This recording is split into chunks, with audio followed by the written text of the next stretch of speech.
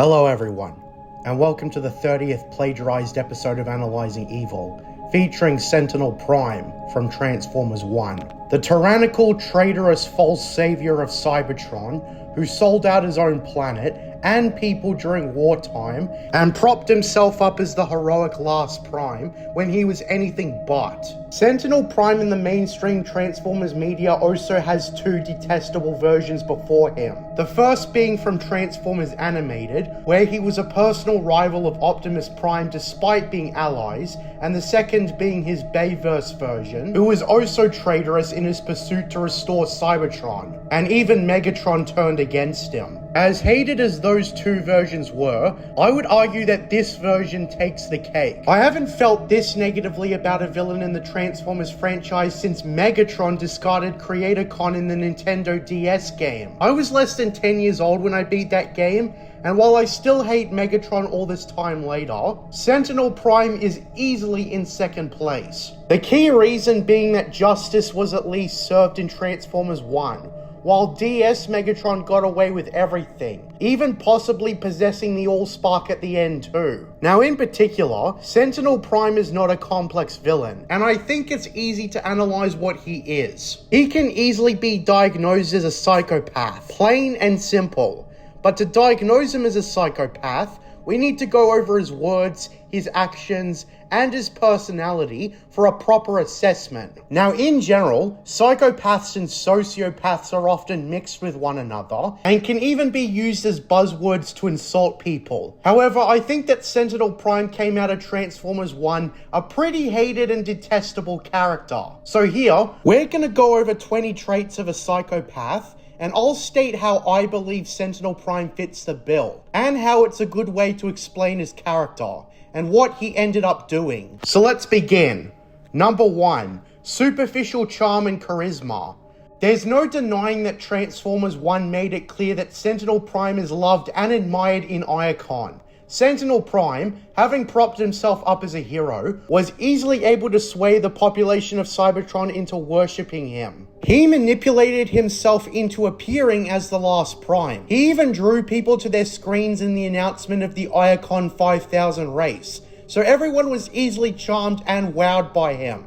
However, as we all know, this was a facade. Sentinel Prime, on top of that, was able to convince the 13 original Primes that he was on their side, enough to become their trusted advisor. An unanswered question about the film is how the Primes didn't catch on to someone like Sentinel until it was far too late. And I think the answer comes down to the nature of a psychopath. Psychopaths are typically able to hide their true selves under a guise of normalcy, and can even manipulate situations to make themselves look good.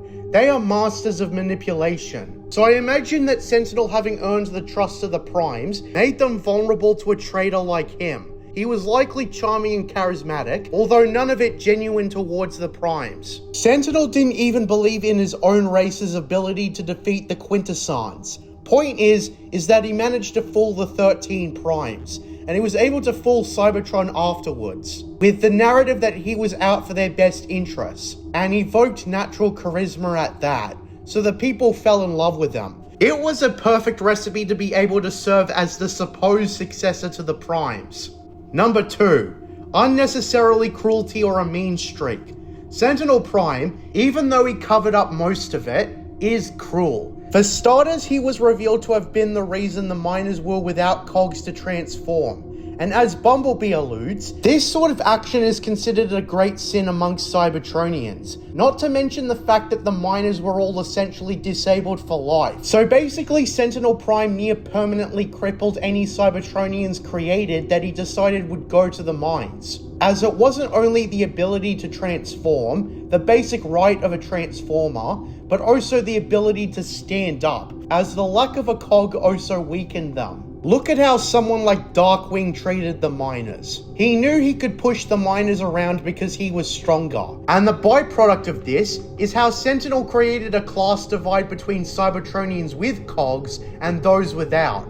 Point is, Sentinel Prime already comes across as cruel without boundaries, but we also see that he visibly enjoyed betraying the Primes, executing Alpha Trion, and rubbing D16's admiration of Megatronus Prime in his face by burning the Prime's face permanently into the chest of D16, basically to humiliate him. Typically, psychopaths are capable of inflicting great suffering with glee, and even the lowest ways to inflict suffering, and they do it for no other reason than their own personal enjoyment. There's even the fact that Sentinel Prime just enjoyed being the big dog, taking down everyone he saw as below him, such as when he captured D16 and half of the High Guard. He gloated about how he would brand them all as traitors, and took enjoyment in the fact that none of them could expose him as the traitor, that everyone would believe him and not them, because as he said, the truth is what he makes it.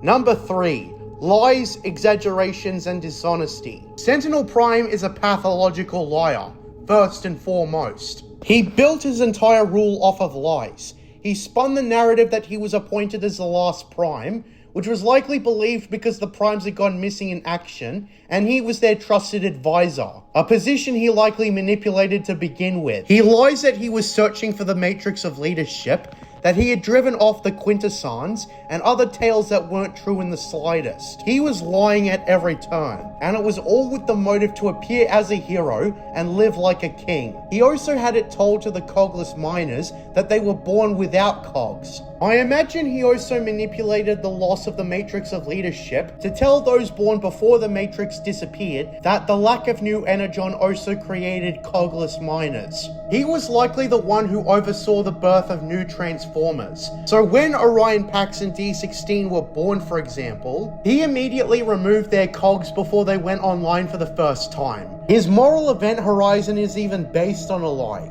as he deceived the Primes and led them into a trap, and although he did not secure the matrix of leadership as Primus took it away, he still took Megatronus Prime's cog as a personal souvenir. Perhaps the only honest thing Sentinel does in the entire movie is the fact that his praise towards Orion Pax and D16 after the Icon 5000 race was actually genuine, although it was pure pragmatism, since Sentinel noted that the miners were working harder for his direct benefit so he could siphon the energon off to the quintessons. But as I just said, Sentinel subverted his genuine praise anyways, so it doesn't count for much.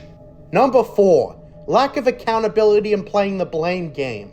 Sentinel Prime never reflects on his own actions. For most of the film, he is in a higher position than the good guys, and rubs his superiority in their faces. He doesn't ever take responsibility. It was his fault that Primus took back the matrix of leadership and completely starved Cybertron, but Sentinel paid this no mind and decided to break the back of newly created miners in order to pay off his debt to the quintessons. Also, think of the moment he meets up with the quintessons. He makes excuses that there's barely enough for himself and his cronies, except it's entirely his fault because he was the one who caused Cybertron to shut down its natural production of energon. There's also the moment after he's been exposed as a scumbag fraud and the people are booing his name. He doesn't show any accountability after this point, and his first resort is to beg for mercy and make excuses, like he and D16 can rule Cybertron together, which many will tell was an empty offer anyways, because he was already discredited as a Prime and Cybertron's leader. Not once does Sentinel Prime even admit that it's his fault that everything turned out the way it did. Instead, he made excuses, deflected blame, or sometimes even embraces his guilt with uncaring smugness. There's a contrast for when things are going well for him versus when things aren't. When he's large and in charge, he can gloat and act tough, but when the tryings start to get tough, he whimpers and cowers like a weakling. Psychopaths are generally prone to behavior like this as well, in stories and in real life. Number 5. Need for power, control, and dominance. Sentinel Prime was pretty power hungry from the very start, and he designed things in a way where no one could overthrow him. He made sure that he was Cybertron's beloved leader, that few could even think to rise above him, and controlled new Cybertronians by taking their cogs. Everything was manipulated pretty much to make sure he stayed at the top of the food chain. Even though he is subservient to the quintessons, it is for the reason of being able to maintain control over Cybertron. And even in his plea to D16, he specifically says that they can rule Cybertron together, indicating that he still wants the top position, even if he's forced to share it with the then cogless miner. Now, the offer was empty anyways, but he still wanted to manipulate things in a way where he could still be at the top. I also don't believe for a second that he would have honored his offer to D16 had it come into fruition. Psychopaths typically do this to be spared, and then next opportunity they get, they will screw over any mercy that was shown towards them. Staying at the top was Sentinel's #1 goal, and nothing was going to stop that. In fact, you might have noticed that he never anticipated being exposed. His mind was pretty much in the mentality that he could do anything he wanted and reap the rewards always. Never was there the possibility that he could fall. Typically, psychopaths are prone to having very poor long-term plans. Sentinel Prime is no exception, because he just thought he could pay off the Quintessence eventually, when in reality, there was nothing stopping the Quintessence from turning on him. And given Cybertron was running out of resources, he was bound to be exposed as a fraud eventually. It was only a matter of time, because Sentinel Prime had no long-term plan at the end of the day. He just wanted to wait out the storm he created pretty much. Number 6. Sadistic enjoyment of pain and suffering. This scene in Transformers 1 says it all, where he emotionally and physically abuses D16, mocking his admiration of Megatronus Prime, but also his action of stamping his face onto D16 permanently, carving it into him forever. Sentinel Prime in this one scene proved that he got complete sadistic enjoyment out of D16's pain and suffering, and this of course eventually backfired. D16 already expressed a deep desire for revenge, and by pushing D16's buttons, Sentinel Prime eventually enraged him enough to push him over the edge. It was Sentinel Prime's actions in the first place that pretty much created the divide between Autobots and Decepticons. Other than that, we don't really see Sentinel Prime delve into outright sadism relating to pain and suffering, aside from maybe how he executed Alpha Trion. Number 7. Boredom and thrill-seeking behaviors. Psychopaths typically get bored easily and find need for stimulation. In a similar vein, Sentinel Prime relishes in having fun, typically through immoral means, minus say the Icon 5000 race. He admits to Alpha Trion that one of his petty reasons for betrayal was because he was bored by him and the other Prime's heroic speeches. He basically admits that he found them worthless, and it probably contributes another reason why he betrayed them without remorse. I suppose aside from that, we don't see Sentinel Prime get bored or engage in thrill-seeking behaviors. His psyche mostly comes in the form of trying to be the big guy and pick on the little guy.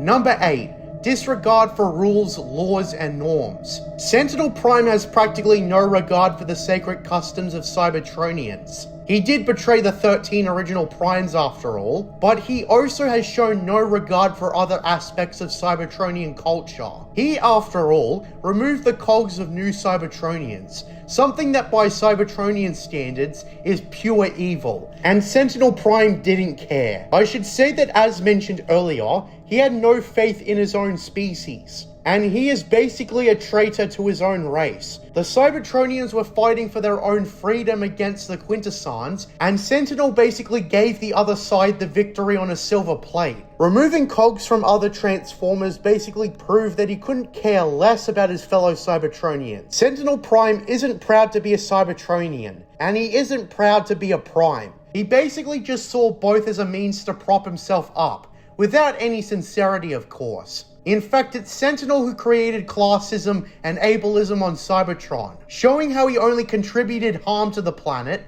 rather than benefit.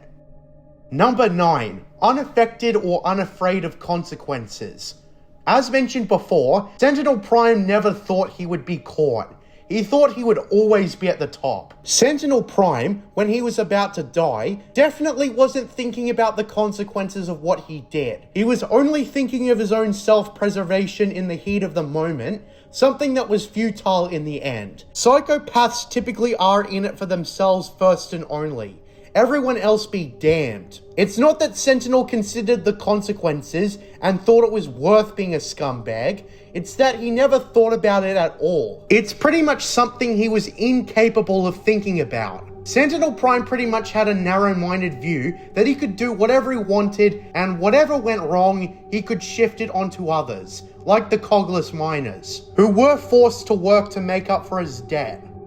Number 10. A detached, cold, and callous demeanor. Sentinel Prime's most notable aspect is how smug and unempathetic he is. The scene where he plans to denounce all his enemies as traitors, he intentionally pushes their buttons, rubbing it in their faces that he'll be able to get away with his crimes. It's why Sentinel became as hated as he is out of universe. When people call him a piece of shit, he cemented that by the way he acts around others, that the fact that he was always smug and callous. It's worse than his animated counterpart, because at least he was just an arrogant jerk who was way in over his head. But this Sentinel has his smugness on top of his scumminess. Honestly, psychopaths love egging people on for their own amusement, and getting them riled up and angry. They enjoy people getting angry, as long as they're a safe distance away where they can't be in harm's way. This is why Sentinel Prime sealed his own fate, because he angered D16 so much beyond the fact that he lied to all of Cybertron. Number 11. A history of childhood behavior problems. This is probably one I can't elaborate on. We don't know what Sentinel Prime was like in his younger years, and we can only speculate. The furthest back we can reasonably speculate on the story even, is the fact that we don't even know how he became an advisor to the Primes. Although we can guess that superficial charm had something to do with it. Moving on. Number 12. A trail of short, broken relationships. Since Sentinel Prime doesn't seem to have a real relationship with anybody, and he called his relationship as advisor to the Primes, we can easily tell that Sentinel Prime is pretty antisocial in this regard. You also have to consider that he severed his relationship with the Primes in the worst way possible, by ratting them out to the quintessence. His second-hand arachnid also primarily exists to enforce his will, and the only real interaction she has with Sentinel is to act as his enforcer. We see that Arachnid shares his mutual sadism, which may explain why she was selected to be Sentinel's sidekick in the first place. Sentinel pretty much selected the lowest of scumbags to help deceive the people of Cybertron. There's also the character of Darkwing, who he likely assigned as the supervisor of the miners. It's also unlikely that Sentinel has any sort of relationship with Darkwing either, aside from putting down the miners. So to sum it up, any connection that Sentinel Prime has to anyone else is pretty much pragmatism like the quintessence, or mutual sadism like with Arachnid and Darkwing. Number 13. Exploitation of others for personal gain. Forcing miners he disabled in the first place to work off his debt after he left Cybertron at a dead end? Yeah, Sentinel pretty much fits the bill here. And while this was the main example, it's not the only one. He used his connection to the Primes to pretend that he was their appointed successor after killing them off. So that could also count as exploitation for personal gain. There isn't really that much to say that hasn't already been said. Number 14. Calculated and strategic planning. Now this one is sort of iffy. On one hand, he was able to manipulate the Primes and send them to their deaths in an ambush. But on the other hand, the betrayal didn't go exactly as planned, since Primus refused to give Sentinel the matrix of leadership, and this caused Cybertron's energon to run dry. It is worth noting that psychopaths don't have good long-term plans, so this may be part of it, but also this plan wasn't thought out 100%, and it eventually led to his downfall. It's clear here that Sentinel's greed, topped with potential ignorance of Primus's control over the matrix of leadership, probably contributed to the near death of Cybertron. It's probable that Sentinel didn't know that the Matrix would disappear upon betraying the Primes, but it's not like he would have cared about the consequences either, since he then proceeded to take the next best thing, Megatronus Prime's cog, in order to give himself an upgrade. But still, I wouldn't quite qualify this as a trait of Sentinel Prime in this diagnosis for reasons mentioned earlier. I should also mention that a key difference between sociopaths and psychopaths is that sociopaths tend to get very emotional to the point of instability, while psychopaths are better at regulating their emotions. So that's a distinction I wanted to note. Number 15. A lack of conscience. While a sociopath is capable of caring for others and showing guilt and remorse, a full-blown psychopath cannot. Sentinel Prime has absolutely no good at him, As I've established by now, Sentinel never feels genuine guilt over what he's done, and while other villains can hold guilt or remorse deep inside them, Sentinel Prime lacks such capacity for empathy. Not once when he was down on the ground with D16 about to execute him, did he try to say he was sorry. He just made empty excuses and offers to save his own skin. Number 16. Abnormal ways of thinking. This is probably another one we probably struggle to find specific evidence for, since we don't see the way Sentinel Prime directly thinks aside from his infamous "the truth is what I make it" quote. That quote is probably the best way to sum up how Sentinel Prime thinks. Aside from that, I couldn't find much evidence, and besides, Sentinel Prime's sadism had to be toned down for a kids movie, compared to real psychopaths. Number 17. Poor attention span and loss of interest. While this trait is probably the least psychopathic trait on its own, since people can genuinely struggle to pay attention and it doesn't make them evil, Sentinel Prime relished in his boredom, as it's part of his petty excuse to betray the Primes. He also executes Alpha Trion for going on about heroism and whatnot in his own words. So yeah, Sentinel Prime was clearly someone who would be easily bored and needed stimulation for himself. And this led to some incredibly destructive and selfish choices. Number 18. Violent tendencies, abuse, or aggression. Sentinel Prime is more of a smug, in-your-face guy than he is an impulsive guy who acts aggressively. He acts more out of sadism for enjoyment rather than anger, so I don't know if this one quite counts.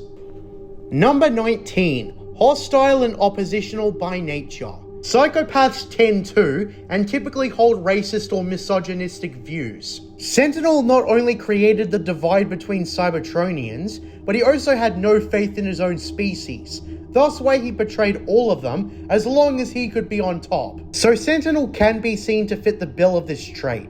So let's move on to number 20. Number 20. Master of Deception. Sentinel Prime fooled everyone through the perfect narrative. That the Quintessons were driven off because they hadn't attacked Iacon, that he was appointed the last Prime because the other Primes appointed their advisor as such, that the new Cybertronians were born without cogs because of the dying planet, and so on and so forth. It's all an elaborate story that makes sense at first glance. And D16, after learning of Sentinel's treachery, became furious and wanted to kill him for lying to his face. That's the 20 traits of a psychopath, and as you can tell, Sentinel Prime fits most of them. Psychopaths typically make for great villains because psychopaths are villainous by default, making overly selfish choices and having sadistic tendencies. And I believe Sentinel Prime had developed into a psychopath. And I believe Sentinel Prime is a psychopath. Compared to his two counterparts, Animated Sentinel was at least just an ego-driven jerk who was way in over his head. And Dark of the Moon Sentinel, as inexcusable as his actions were, he at least did everything he did to save Cybertron. However, the Sentinel we get in Transformers 1 has no such motive. He nearly destroyed Cybertron through his immoral choices, got a group of newborn Transformers to do the work for him, and when one of them found out the truth and had Sentinel on the ground, Sentinel Prime showed who he really was. Weak and pathetic. And while it may have not been the right move to execute Sentinel on the spot in front of everyone, and he did deserve to at least go through criminal prosecution, Orion Pax turned Optimus Prime was working off of principle, rather than genuine care for Sentinel. And arguably, Sentinel got what he deserved, but it took one bad guy to create another, and Sentinel Prime is absolutely evil. Thank you for listening to this episode of Analyzing Evil. What do you think of Sentinel Prime? Leave your thoughts in the comments below. I'm JJ Plagiarisms, and until next time, what are stories from mystery boxes? Under the mountain.